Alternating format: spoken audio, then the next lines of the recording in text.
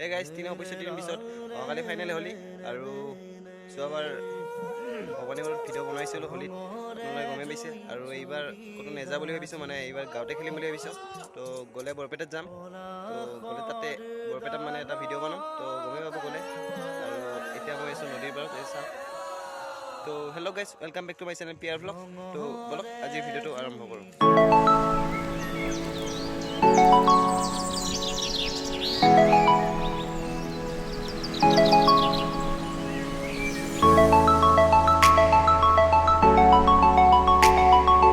আৰু গাইজ চাওক এয়া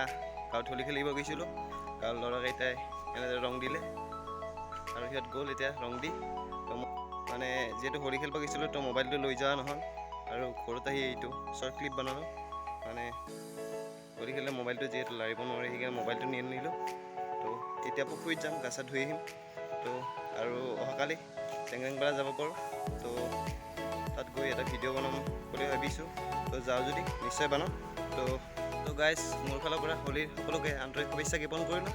আৰু আজিৰ পৰাই সকলোৱে জীৱন যাতে হোলীৰ ৰঙেৰে সৌন্দৰ্যময় হৈ পৰক তাৰ কামনা কৰিলোঁ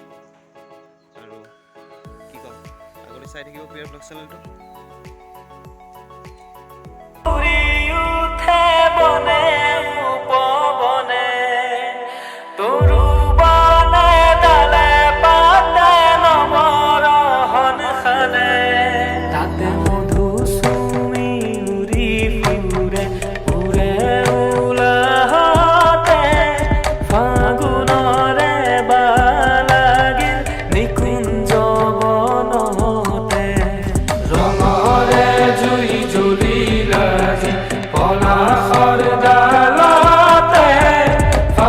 তো গাইজ যদি ভিডিঅ'টো ভাল লাগিল তেনে লাইক কমেণ্ট শ্বেয়াৰ আৰু লগতে ছাবস্ক্ৰাইব কৰি দিবলৈ নাপাহৰিব। ধন্যবাদ।